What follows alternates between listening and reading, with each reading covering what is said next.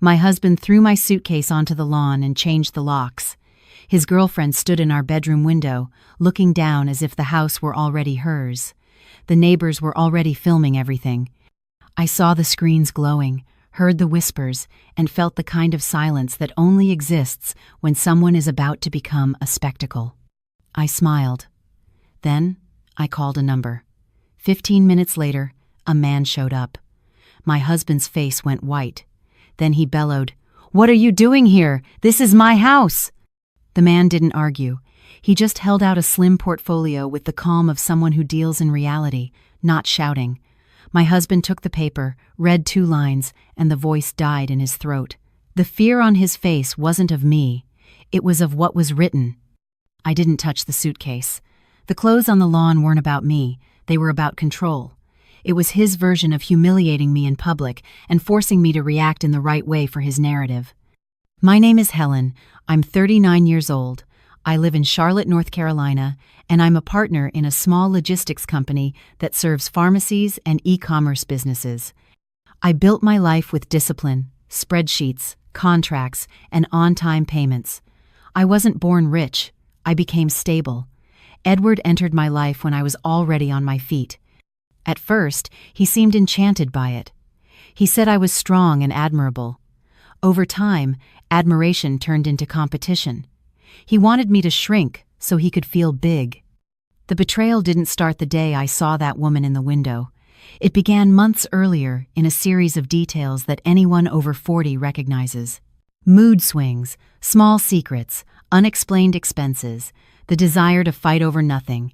Edward started coming home later, showering as soon as he walked in, and hiding his phone as if it were a classified document.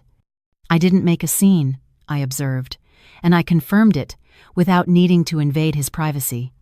He started withdrawing cash in odd amounts, avoiding credit card payments, and inventing Saturday meetings. Once at the bank, I saw the statement for our joint account and realized pieces were missing. It wasn't much, but it was constant. It was the kind of thing that, when accumulated, pays for motels, gifts, dinners, and lies. When I asked, he did what men like him do. He turned the tables.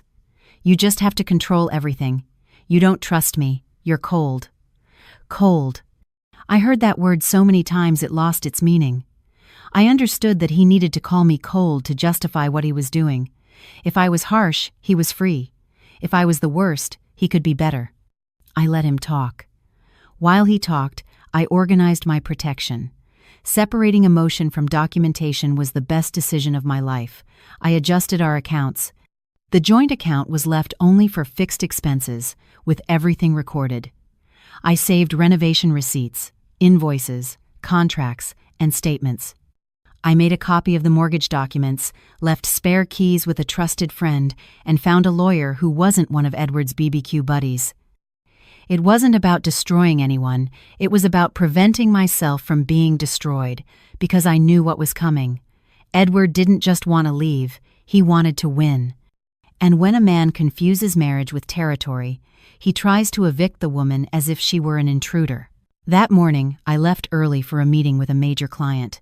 My phone was on silent for an hour. When I picked it up, there was a message from my neighbor, Mrs. Peterson. "Helen, are you home?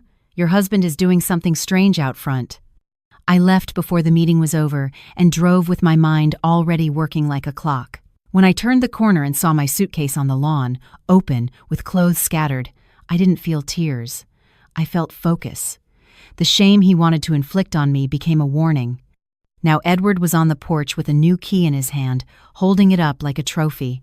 His girlfriend appeared in our bedroom window, leaning on the frame, looking at me as if I were the old part of the house, finally being discarded. 2 neighbors were holding their phones. One didn't even try to hide it. Edward spoke loudly for everyone to hear. "You don't live here anymore. It's over. Get out." I walked to the door and turned the locked handle. I looked at him and asked, without raising my voice, "Did you change the locks?" I did. "And if you make a scene, I'll call the police." He wanted the police, he wanted the drama, he wanted the perfect video of an unhinged woman to justify everything later. He wanted me to beg or attack, anything but what I did. I smiled and dialed a number I had saved for weeks. "You can come now," I said. He did it. I hung up, put my phone away, and stood with the posture of someone waiting for a bus. That's what irritated Edward the most. I didn't fall for his script. "Who did you call, Helen? Your lawyer?" he scoffed. I remained silent. I learned early that silence is also a form of command. 15 minutes later, a car pulled up. A man got out with a portfolio in his hand and walked toward us without rushing. He greeted us politely, asked for my name, and confirmed my identity. Then he turned to Edward and handed him the papers. I saw my husband's face change instantly. He read, blinking rapidly, as if trying to deny what he was seeing. He turned white, truly white. Then he yelled, and I understood with an icy clarity that he wasn't yelling at me. He was yelling at the fact that I was not the woman he thought he could kick off her own ground. I saw Edward's hand tremble on the paper.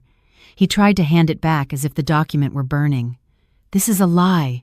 Who sent you here?" he shouted, but his voice no longer had the same force. The man didn't argue. "Sir, I'm just serving a notice. Mrs. Miller is aware. You have also been notified. The word notified has a specific weight." Edward looked around, searching for an audience. Mrs. Peterson didn't blink. I continued to not touch my suitcase. I knew they were filming, and I wanted the image to be simple. A woman standing quietly, and a man crumbling in his own theater. Someone's phone pinged again and again, like the sound of a neighborhood social media group when something big happens. I could almost imagine the messages. "Oh my God." Edward changed the locks and threw Helen's stuff on the lawn. People don't waste time with details. They go straight for the video. "Helen, you're embarrassing me," he said, trying to put on his mask. "You took care of that all by yourself." The man opened the portfolio and pointed with his finger where Edward needed to read. It was a formal notice regarding the changing of the locks and the attempt to deny me access to the property, which was legally my residence as well. My lawyer had been direct. He can throw a fit. What stands up in court is the documentation. Edward read the part that mentioned residency and possession rights, and his face lost its color again. "This is ridiculous," he muttered, still trying to sound in charge. "Sir, will you allow Mrs. Miller to enter, or would you prefer I document your refusal?" the man asked politely. Edward swallowed hard, looking up at the bedroom window. His girlfriend was still there, but now with the expression of someone who didn't understand the game she had signed up for. She knew about silent victories, not about county records, property deeds, and notarized signatures. And if I had to bet, she didn't even know the amount of the mortgage I paid on time every month. "You can't come in," Edward tried, out of sheer stubbornness. The man made a note, asked for the full names of 2 witnesses, and took pictures of the new lock, the locksmith's tag still stuck to the metal, my name on the mailbox. He documented the suitcase on the lawn, and he documented the refusal. I felt something I hadn't felt in months. Real control. Not the emotional control he accused me of, but control over my path, over the consequences. While he filled out his paperwork, I remembered the first day we signed that mortgage in Charlotte. My hand was sweating on the pen, and Edward was smiling, saying we were going to grow together. Except his "together" was always elastic. In the early years, he brought in a steady salary as a sales manager. I already had my small but organized company. I handled the boring stuff: contracts, costs, invoices. He handled the social side: barbecues, friends, the man-of-the-house posture. I let him, because I had no interest in competing within our home. Slowly, he started to turn money into a battleground. Bills were paid late for no reason. A credit card limit was maxed out on a card I barely used. When I questioned him, he turned the tables. "Don't you think I have a right to it?" I didn't respond on impulse. I went after the facts, and the picture became clear. Hidden expenses, withdrawals at strange hours, purchases that weren't for us. It wasn't carelessness. It was a pattern. It was a plan. He was testing how much I would tolerate, and when he realized I wasn't making a scene, he concluded I wouldn't react at all. The affair came as a consequence. When I saw the woman in our bedroom window, I was already emotionally distant enough not to implode. I'm not the kind of woman who gathers evidence to humiliate. I gather evidence to avoid being run over. My lawyer, Mr. Roberts didn't promise me revenge. He promised me a method. First, we protect your company. Second, your home. Third, we prevent him from creating a victim narrative, he had said, looking at my documents like he was reading a spreadsheet. I gave him everything. The mortgage agreement, proof of transfers, renovation invoices, receipts. I even gave him the email from the hardware store confirming the purchase of the old lock years ago under my name. The house was in both our names, but the vast majority of the payments had come from me. And in this country, that's not an opinion. It's proof. Can he kick me out of the house? I had asked him to be clear. He can try. And today, he tried. Now you are going to go inside. And if he resists, we escalate the right way. I looked again at Edward, sweating under the sun, surrounded by his own neighbors, and I understood that he had gambled on my shame. He bet that I would leave to avoid being filmed. He bet that I would agree to sort it out later, as if later exists when someone is willing to trample all over you. But I didn't leave. I took a deep breath, straightened my shoulders, and waited for his next sentence to die in his throat. The process server closed his portfolio and asked me, "Ma'am, would you like me to accompany your attempt to enter?" "Yes, and I want everything documented."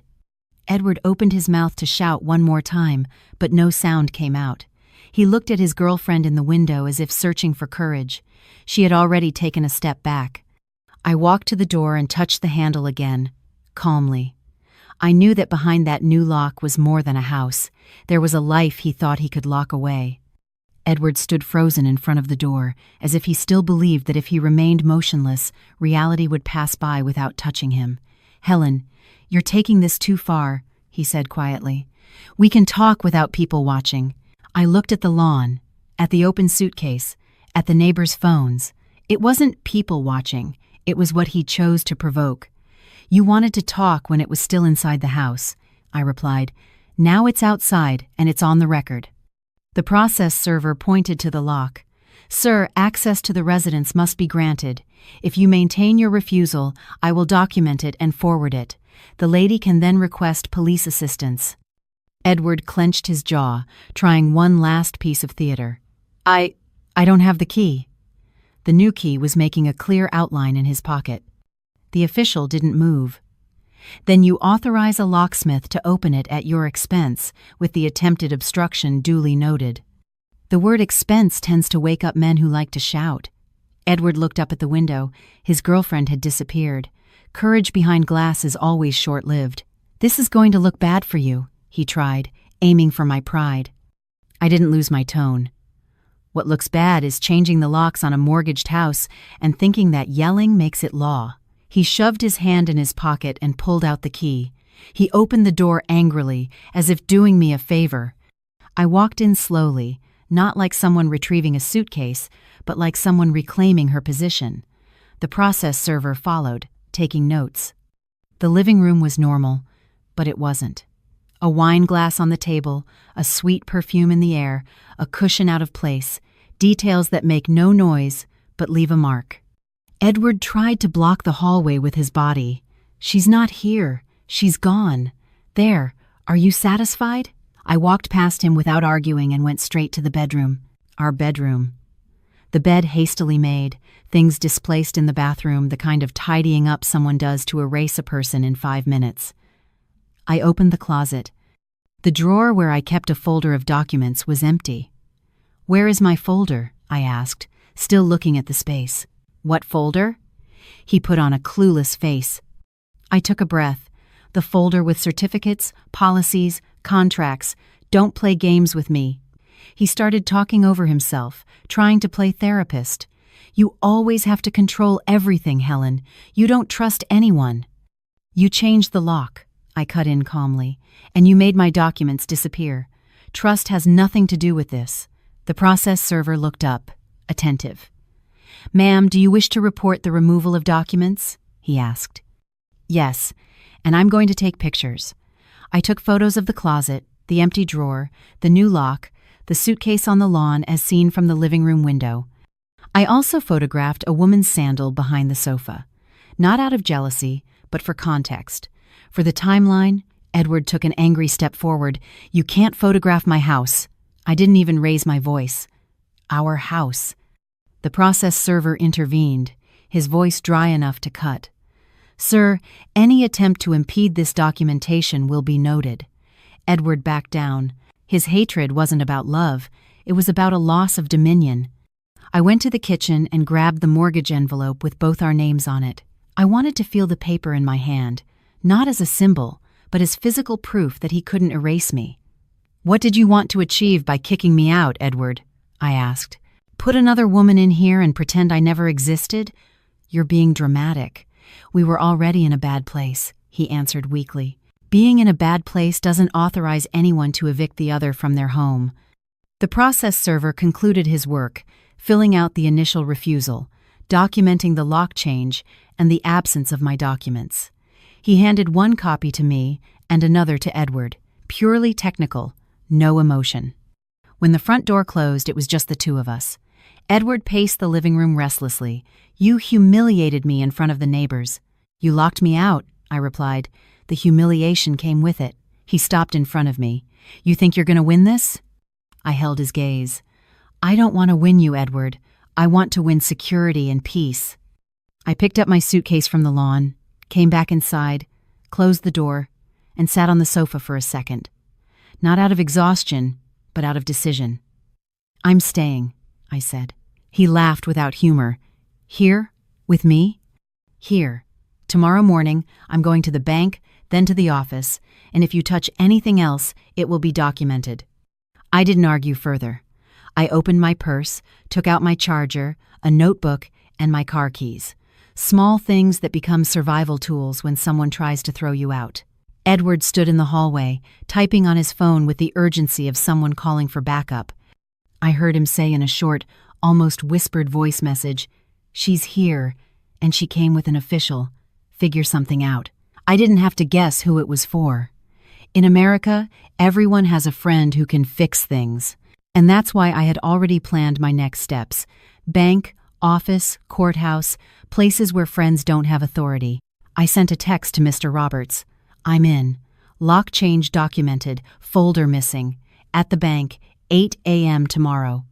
He replied in minutes. "Bring your ID, proof of residence, and the screenshots. Don't sign anything without me." I looked at Edward as if he were a logistics problem. It's not personal. It's a route. I knew that when money is at the center, the next move is usually swift. Late that night, my phone vibrated on the nightstand. A notification from my banking app, an attempted login to the joint account, and it wasn't me. I didn't sleep. Not from fear, but from calculation. When someone tries to take your home, the next step is almost always to take your money. The bank notification just after 11 p.m. wasn't a surprise, it was a confirmation. Edward always knew where I kept things because I never needed to hide anything during our marriage. But when trust dies, knowledge becomes a weapon. At 6:30 a.m., I was already up. I had black coffee, the way I do when I need to think clearly. I gathered my driver's license, social security card, proof of residence, the mortgage contract, and the copy of the process server's report.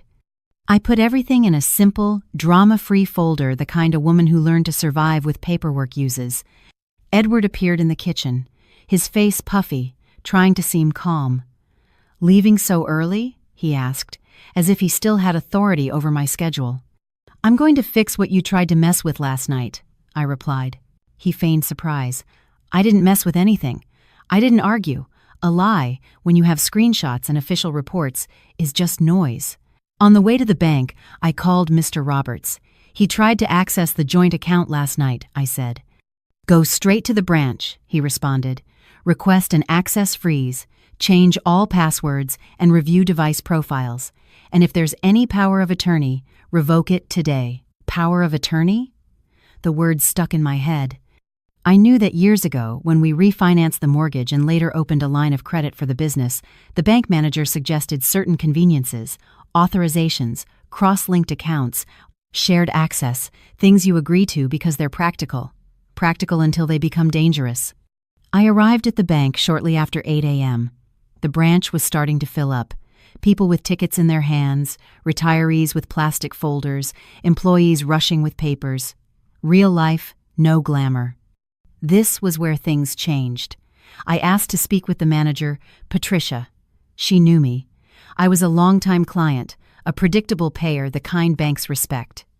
When I sat down in front of her, I didn't tell a story. I presented facts. Someone tried to access my joint account last night. I need to freeze all access, review permissions, and file an internal report. I also need to verify if there is any power of attorney in my name or any authorization linked to my husband. Patricia raised her eyebrows, turned to her computer, asked for my ID, and asked objective questions. I showed her the app notification and the copy of the process server's report about the lockout. She didn't comment on the drama. She commented on the risk. "Helen, I'm initiating a security protocol. Do you want to keep the joint account active? I want it to exist only for fixed expenses with a low limit, and for any transaction over a certain amount to require two-factor authentication and my physical presence," I replied. Patricia typed. I heard the keyboard like I was hearing locks being changed, but this time by me. "And additional credit cards?" she asked. "Cancel any in his name linked to my personal credit lines and block his device's access to the app." She hesitated, as if it were a delicate matter. "He will need to come in to—" "He can come in. I will too. And everything will be documented. Yesterday he changed the locks. Today I changed the access." Patricia nodded. "There.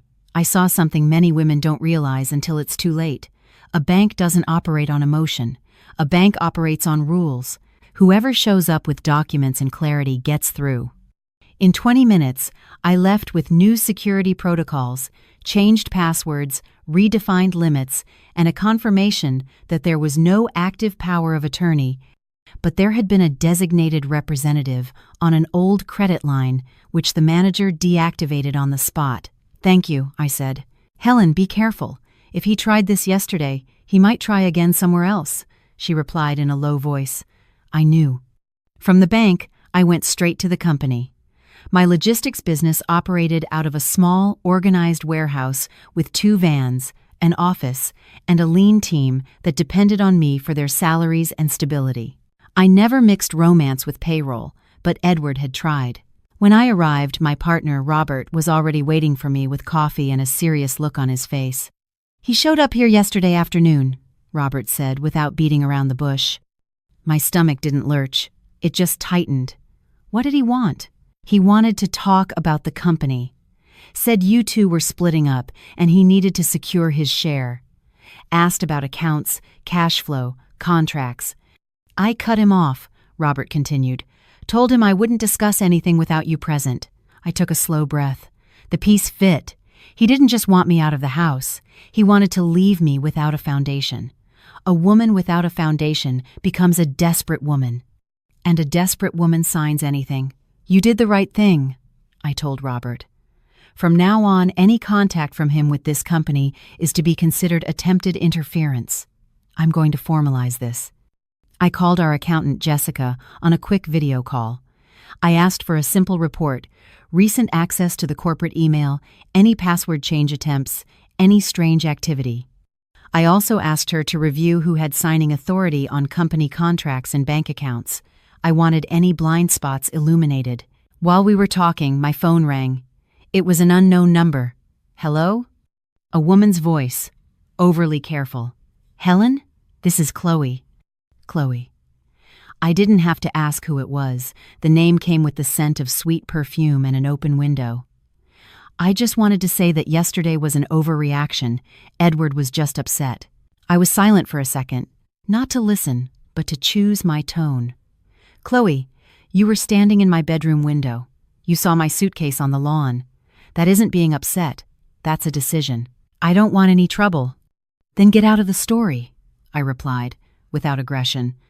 Because from now on, everything he does to me has consequences, and whoever stands next to him is standing near the fallout. She hung up without responding. Better that way. I wasn't interested in fighting over a man. I was interested in stopping a con. By late morning, I was in my office with Robert and Jessica, printing out changes to signing authorities, reinforcing security, and protecting our most vulnerable points. None of this felt like movie-style revenge. It was real revenge, taking away the other person's ability to destroy you. And that's when Jessica sent me a short text. Helen, there was an attempt to reset the finance email password yesterday at 11:47 p.m. It didn't go through because I activated two-factor authentication last month. 11:47 p.m. After the shouting, after the locks, after the theatrics, I leaned back in my chair and felt the last shred of doubt die. Edward wasn't in love, he was at war. I opened my phone and texted Mr. Roberts. He tried the bank, he tried the company. I want a formal order today. The reply came back quickly. Okay, we'll file this afternoon, and tomorrow morning I'll take you somewhere he won't be able to shout. I looked at the cold screen and, for the first time in a long time, I truly smiled. The place where he wouldn't be able to shout wasn't an expensive restaurant or a glass-walled office. It was the kind of place that always has a line, an overly strong air conditioner, and people clutching plastic folders. The courthouse. I arrived with Mr. Roberts shortly after 2 p.m. I was wearing slacks, a simple blouse, and the same expression I use when I need to solve a client's problem. No hurry, no trembling. Real-life revenge begins when you stop asking for permission to exist. "You okay?" he asked in the elevator. "I'm lucid," I replied, and that's what he's afraid of. In the waiting area, Mr. Roberts opened his portfolio and reviewed each item with me, like someone building a case with no room for loose emotion. Lock change documented by the process server. Removal of documents reported. Attempted access to the bank. Attempted password reset on the finance email. Witnesses: Mrs. Peterson, 2 other neighbors. Video: the whole neighborhood. "We're going to ask for a temporary restraining order," he said, "to prevent him from touching any assets, from trying to remove you from the residence, and from accessing anything related to the company without formal authorization." I nodded. "And I want one thing on the record. He's not confused. He's calculating," I said. Mr. Roberts looked at me and made a note. "That goes in as a concrete risk, not as an opinion." When it was our turn, we entered a small room with a tired-looking clerk and an old computer. Real life. The papers that change your life don't have a soundtrack. I signed what I needed to sign. Mr. Roberts gathered the documents. The clerk stamped them and explained the next steps. I listened to everything without asking twice. I had already learned that in any system, the ones who get lost are the ones who don't understand the path. "Will a decision on the TRO come quickly?" I asked. "Usually, yes," Mr. Roberts answered quietly. "But I don't sell miracles. I work with strategy." We left the courthouse and went straight to the county recorder's office. I needed duplicates of things that were in the missing folder: certificates, certified copies, records he thought he could erase by stealing paper. At the counter, the employee asked for my ID and started listing what could be reissued. A duplicate of your marriage certificate you can get from Vital Records. The property deed, we can pull that from our records. The insurance policy, you'll have to request that from the insurance company with your social security number and personal details. I breathed and felt a spike of cold anger. Not anger at losing paper, but anger at the realization that he had gone into my closet with intent. He thought that by taking a folder, he could take my foundation, I said, almost to myself. Mr. Roberts made no comment, just turned a page in his notepad. "There's one more thing," he said. "I want to see the title for the car." The car. Edward had a sedan in his name, but it was purchased with money that came partly from our joint account, the kind of asset that disappears quickly when someone wants to cash out. On the way, my phone vibrated. A text from Robert. "Helen," he texted me again, "says he's going to get his share and that you'll regret this." I read it and didn't reply. I forwarded it to Mr. Roberts. The threat wasn't to make me tremble. It was for me to document. Back in his office, Mr. Roberts asked a question I thought was too simple. "Helen, does he have access to any of your digital certificates, passwords, anything like that?" I went cold. "No, "I don't think so. I don't think so," is the phrase that destroys organized people. I closed my eyes for a second and pulled up a memory from months ago when we made a change to the mortgage and the manager asked for an electronic signature on a form. Edward was standing beside me, watching curiously. I typed in the password. He was close. My stomach tightened. "I'll check everything," I said. Mr. Roberts nodded. "Tonight." Late that afternoon, I returned home with an envelope of copies, forms, and instructions. Edward wasn't there. The house felt too quiet, as if yesterday's noise had been sucked into the walls. I went up to the bedroom. The window was closed. The closet still had my invaded space. I opened the empty drawer again, just to see with my own eyes that it was real. That's when I saw it on the floor of the closet. A folded piece of paper, almost hidden behind the frame of a shoebox. It wasn't mine. I pulled it out with 2 fingers, a printed draft. The title read, "Proposal for Dissolution of Partnership in Equity." Below it was a list of figures and a phrase that made my breath catch. Signature, Helen Miller, recognition by similarity. I read it twice. It wasn't a valid document yet, but it was a plan. Worse, recognition by similarity was a legal term I didn't fully grasp, but it sounded like a way to get a signature approved without me being present.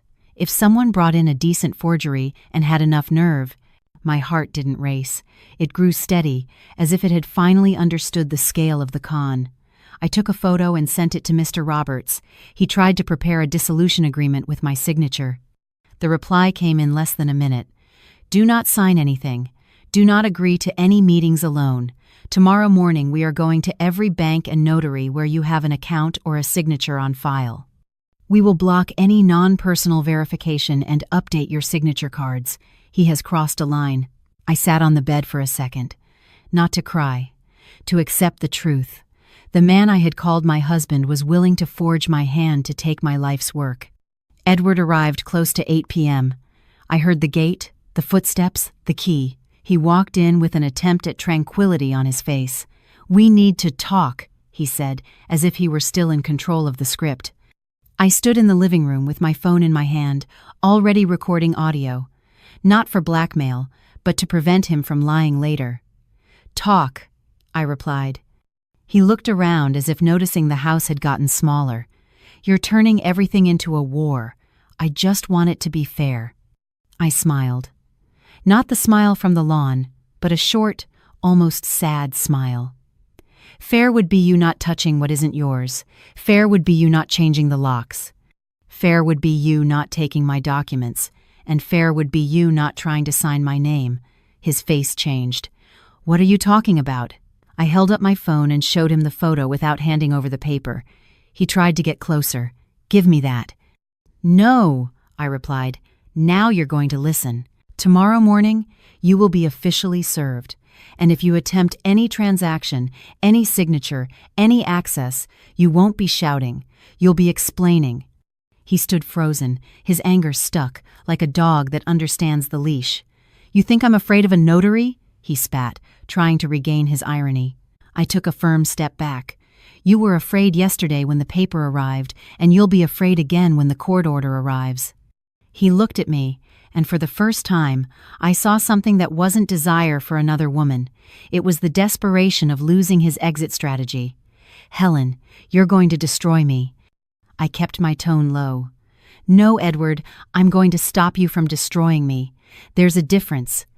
And I went to my room, closed the door, and locked it from the inside. Not out of fear of him, but out of respect for myself. That night, for the first time in days, I slept. Not because the war was over, but because I had already chosen how it would be won. The next morning, I arrived at the notary's office before the doors opened. Charlotte still had that humid, early-day air, and the parking lot was already half full. There's always someone in America chasing paperwork. Wills, marriages, divorces, deeds, power of attorney. It's a country where life changes with a stamp. Mr. Roberts arrived shortly after, with the same portfolio and the same demeanor of someone not distracted by drama. "Today we close the loopholes," he said. I showed him the photo of the draft agreement again, just to reinforce the context. He tried to prepare everything as if I would sign under pressure, I said. He tried to prepare everything as if you would sign out of fear, Mr. Roberts corrected. And you won't. When we were called, I was direct. I want to restrict any signature verification for me to be in person only. I want all verifications to require my physical presence and my photo ID. And I want to update my signature card. The clerk gave me a quick, knowing look, like someone who had seen this movie before. Ma'am, are you concerned about fraud? I have proof of an attempt, I said, without theatrics. She asked for my driver's license, confirmed my details, and pulled up my old file. My signature was there, the same one I made years ago at a plastic table with a cheap pen the day I first registered it, never imagining it would one day become a defense. You'll need to sign again here and here, she instructed. I signed slowly, the way I always do when it's serious. Mr. Roberts asked that a formal note be added to the notary's system, signature verification by in-person authentication only. The clerk typed, printed, and handed me a receipt. Done.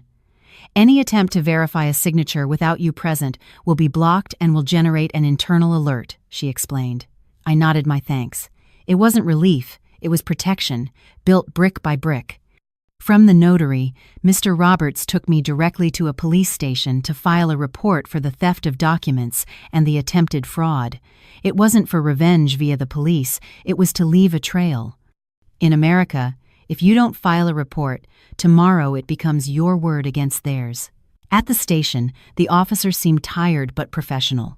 I told him only what mattered. My husband changed the locks and tried to deny me access to our home. A process server documented it. I then identified the disappearance of a folder with personal and contractual documents, and I found a draft of a dissolution agreement suggesting my signature could be verified without my presence. The officer typed without looking up much. Do you have photos? I do, I said, showing him my phone screen. He attached the files. I left with a case number. When we got back to the car, my phone vibrated again. A bank notification. Another password reset attempt, this time at a different hour. Repetition, persistence. Edward, testing every limit. I didn't reply to him. I forwarded it to Mr. Roberts and then went to the office. Robert was waiting at the door. He's been calling our suppliers, he said, asking about contracts, trying to present himself as the person in charge. I felt my patience wear thin, not out of jealousy, but because of the threat to other people's livelihoods. My team depended on stability, and desperate men tend to set everything on fire just to see if someone else will put it out. Then today, we cut that off, I replied. Mr. Roberts came in with me and requested a quick meeting with Robert and Jessica. He placed a formal, pre-prepared notification on the table, explaining that any attempt by Edward to represent the company, access data, or sign documents would be considered undue interference and was being legally challenged. It wasn't a threat, it was an instruction. From today, only Helen and Robert have signing authority. Any contact from Edward, you document it and forward it to me, Mr. Roberts said. Jessica nodded. I've already activated blocks on all accounts and changed the permission levels on the emails. He can't get in anymore, she said. All business. I saw there a piece of vengeance few people understand. It's not about humiliating them. It's about taking away their power to cause harm. Early that afternoon, Mr. Roberts received a call on his cell phone and put it on speaker. Counselor, the decision on the TRO is out, a voice on the other end said. My body went still. I held my breath. Mr. Roberts asked 2 objective questions and hung up. Then he looked at me. It came through, and it came through exactly as we needed. I didn't celebrate. I just breathed, like someone fitting the last screw into a structure. What does it say? I asked. He summarized it without flourish. The order determines that Edward cannot prevent your access to the home, nor can he make decisions about joint assets without formal communication through the court. It prohibits transactions on specific accounts and assets without authorization, and it establishes that any attempt to access accounts or sign in your name will be treated as a violation of the order. And now? I asked. Now he will be officially served. Today, Mr. Roberts replied. The word officially is what separates conversation from consequence. Late that afternoon, when I returned home, the gate was closed. Edward was inside. I entered without rushing, with the same care you take when stepping on a wet floor, firm but alert. He appeared in the living room with the look of a man who rehearses his lines in his head. "Do you think this is cute? Exposing me? Burying me in paperwork?" he spat. I took the folded copy of the court order from my pocket and placed it on the table. "This isn't exposure. It's a boundary." He picked it up, read the first line, and his face changed again. The same pallor as before, the same fear of paper. "This is absurd. You're treating me like a criminal," he said, trying to shift the blame. I kept my voice low. "You locked me out. You took my documents. You tried to access the bank and the company. And someone prepared a dissolution agreement with my signature on it. I am treating you like a risk, because that's what you've become." He took a nervous step. "You're exaggerating. It was a moment. I was angry." "Anger doesn't print documents," I replied. The doorbell rang. I went to the door and opened it. It was a process server, a different one this time, with the posture of someone who arrives already knowing someone is going to try to shout. He introduced himself, asked for Edward's details, and handed him the notification with the court order attached. Edward took the paper with both hands, as if holding something heavy.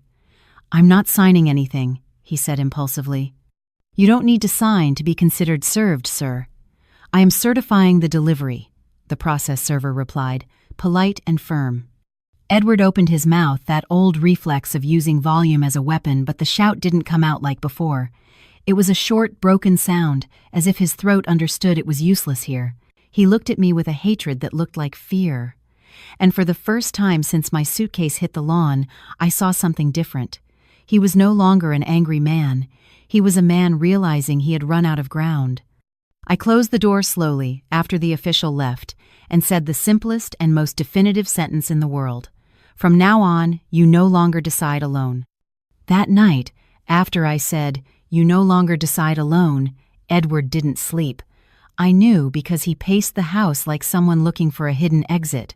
He opened and closed drawers, fidgeted with his phone, walked out to the porch and back, drank water. He made too much noise for someone who claimed to be calm. I stayed in my room with the door locked, not out of fear of physical aggression, though I never underestimate the desperation of a cornered man, but out of prudence. Anyone over 40 knows the worst altercations are the ones that happen without witnesses, and I wouldn't give him even that. At 6 a.m., I was already up. Routine was my foundation. I made coffee, checked my bank notifications, no new attempts, and looked around the house as if seeing a place that was no longer sacred, but was still mine by right. Edward appeared in the kitchen with bloodshot eyes and a tone that tried to sound reasonable. "We can solve this without the courts, Helen. You always like to control everything. Well, there you go. You've won." He spoke as if I were fighting for pleasure, as if the locks had changed themselves, as if the papers had vanished by magic. "You want to solve this without the courts now because the courts have caught up to you?" I replied, and went back to my coffee. He sat down and put his hands on his head. "I just wanted to start over." I looked at him without pity and without hatred, only with truth. Starting over isn't evicting someone from their home. Starting over isn't stealing documents. Starting over isn't trying to sign for someone else. He was silent for a few seconds, and then, as if rehearsed, he delivered the line I knew was coming. "Fine, then give me my share. The house, the car, the company. I have a right to it." I let him finish. Then I spoke slowly, so there would be no confusion. "You will get what is fair. Nothing less, nothing more. And it will be done the right way." That was the first time I saw his face truly harden, because fair, to him, had always meant whatever I can get away with. Later that morning, Mr. Roberts called me about a mediation session scheduled for the following week. The word mediation is nice on paper, but anyone who has been through a separation knows some people go to mediate, and some people go to see how far they can intimidate. I went the way I am, with documents, posture, and zero desire to argue about the past. On the day of, I arrived early. The courthouse hallway was crowded. Lawyers with wrinkled suits, a woman holding back tears, an old man with an empty gaze. Real America. This wasn't a soap opera. It was consequence. Edward arrived with a lawyer I had never seen, one of those who smiles from the corner of his mouth and calls you ma'am, as if it were both a compliment and a threat. And at his side was Chloe. She looked more ordinary than I had imagined, without the security of a window pane. Her heels seemed higher than necessary, as if she needed the height to feel like she belonged. When she saw me, she looked away. I didn't see her as a rival. I saw her as an unintentional witness, because she wasn't the center of my story. She was just a detail that made everything clearer. In the room, the mediator asked for calm and objectivity. I sat down, opened my folder, and laid out the pages in a neat line. Edward's lawyer began by trying to paint me as controlling. My client states that Mrs. Miller has always maintained a rigid posture, that she managed everything and prevented any autonomy from her husband. I looked up. I managed things because someone had to. If that's being rigid, then I was. Now, changing locks and stealing documents, what do you call that? The mediator asked that the conversation return to the points at hand: assets, residence, the company. Mr. Roberts spoke for me with surgical precision. He presented the restraining order, the process server's reports, the attempted bank access, the password reset attempts on the finance email.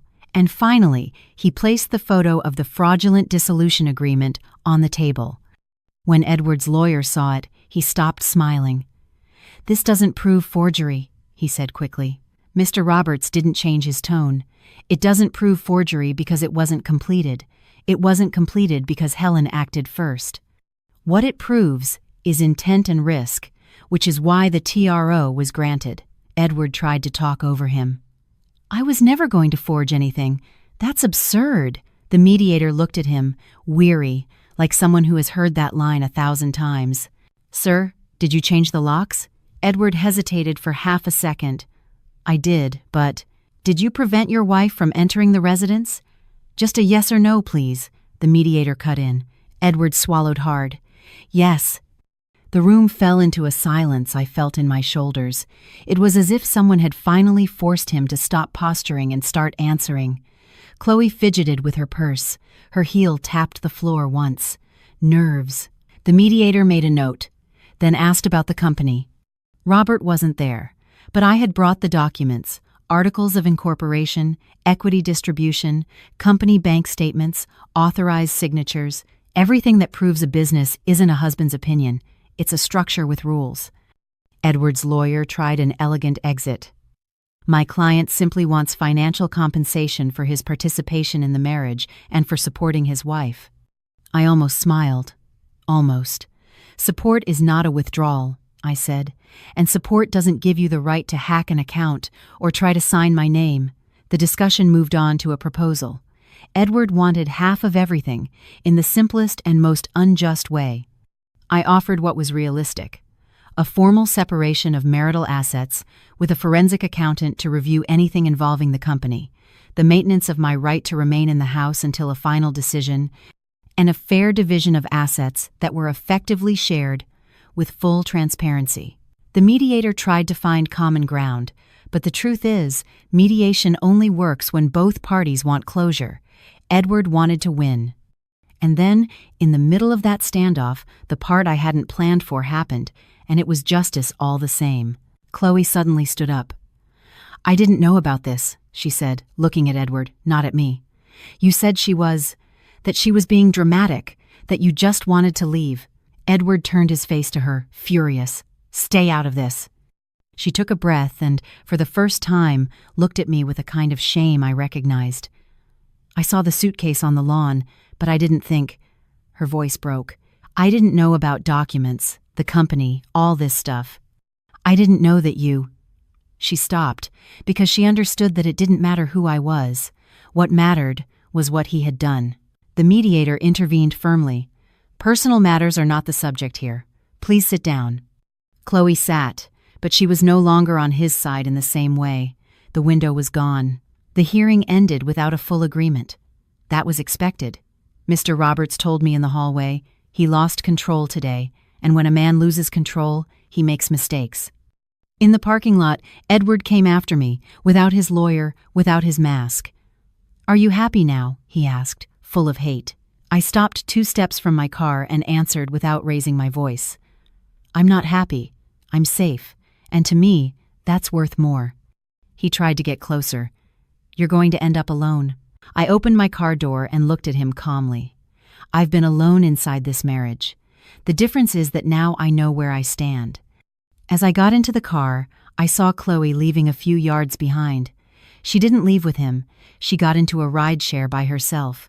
Edward stood there, the sun beating down on his face, holding a folder of papers that no longer obeyed his voice. And I understood that the most effective revenge isn't the one that screams. It's the one that forces the other person to see their own unfiltered reflection. That night at home, I opened the nightstand drawer and placed the new copies of my documents inside: the bank protocols, the copy of the court order, and a simple note I wrote to myself. You don't go back to a place that kicked you out. I turned off the light, and for the first time, the silence didn't feel like a threat. It felt like a beginning.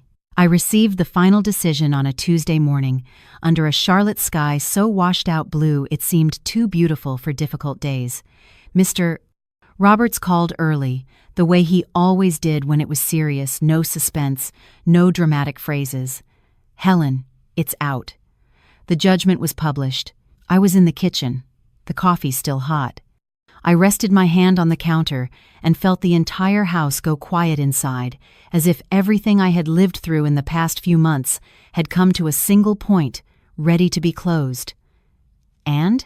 I asked. The division is fair, and his actions were noted, just as we documented. I closed my eyes for 2 seconds. It wasn't romantic relief. It was the kind of exhaustion that finally finds solid ground. The decision said what I already knew but needed to see in writing. I had the right to remain in the house until the final settlement, and that settlement took into account the payments I had proven, the renovations I had paid for, and the real effort of each party. The company was protected. No 50-over-50 split based on shouting, no invented compensation.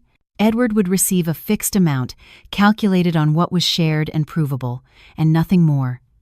The rest was mine, not out of pride, but out of logic. The judge was also clear about his misconduct. It wasn't a criminal conviction, but it was a formal rebuke.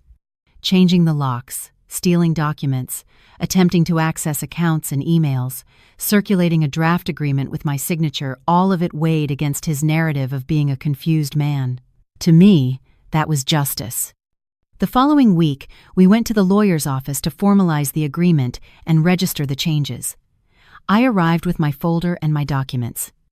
Edward arrived with his lawyer and a look that was no longer arrogant. It was the look of someone who has discovered that volume doesn't change what's on paper. He didn't speak to me, and I didn't seek conversation. At the table, I signed what needed to be signed in person, with ID, as I had mandated. I watched my name become security. I watched my identity become my own again. The paralegal stamped, checked, and handed out the copies. And when I put everything back in my folder, I felt something I hadn't felt in a long time: effortless dignity. When I left the office, the sun was bright. Edward called my name. Helen. I stopped but didn't turn my whole body, just my face.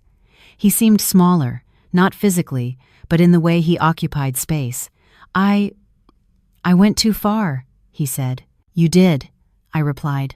I didn't think it would turn into all this. Yes, you did. You just thought I wouldn't fight back. He opened his mouth, closed it, and tried another line. Chloe left. I didn't ask when. That was no longer part of my path. I hope you learned something from this, I said quietly. Not for me, for you. Edward looked at the ground. For a second, I saw the man I had met at the beginning, before he confused marriage with dominion, and I felt something rare: pity. Not the kind of pity that brings you closer, but the kind that ends things. I lost everything, he whispered. You lost control, I corrected him. The rest you traded by choice. I got in my car and drove away. In the rearview mirror, I saw him standing on the sidewalk, not shouting, with no audience, no window to hide behind, just him and his own consequences. That afternoon, I went back to the office and called my team for a short meeting. What happened in my personal life will not affect anyone's job, I said. "The company is secure, and I appreciate your loyalty and discretion." Robert looked at me with an understanding that, for a woman, protecting her work is also protecting her own freedom. I updated our partnership agreement, reviewed authorities, and created a new internal protocol to prevent any unauthorized representation. It wasn't mistrust of the world, it was maturity. That night, I came home and walked down the hallway without rushing. I opened the bedroom door, and for the first time, the window didn't remind me of Chloe. It reminded me of clean air coming in. I took the new key out of my pocket, the key that was now mine, without a doubt, and hung it on the same old hook. A small scene, a huge meaning. I didn't become happy overnight. I became whole again. And after a public eviction, that is worth more than any speech. A few weeks later, Mrs. Peterson called me over at the gate. "Honey, you see how people still talk about that day?" she asked. "I do," I said. She squeezed my hand. "You were strong, and you were elegant. You didn't cause a scene. You just defended yourself." I thanked her and went inside. And for the first time, I didn't feel the urge to disappear when someone brought it up, because I hadn't been the woman on the lawn. I had been the woman who set the boundary. The last text message I ever received from Edward said only one word: "Sorry." I didn't reply. For my own sanity. Some doors you close without making a sound, and that's how I understood the kind of revenge that leaves peace in its wake. It's not about destroying the other person, it's about stopping them from continuing to destroy you. It's about taking back what is yours without losing who you are.